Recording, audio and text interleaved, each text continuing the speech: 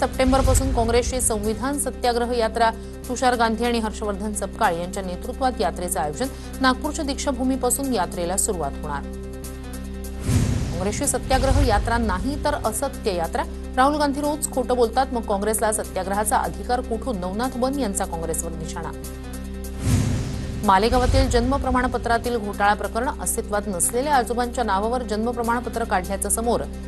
मालेगावमधील 3977 जन्म प्रमाणपत्र रद्द केल्याची सोमय्यांची माहिती।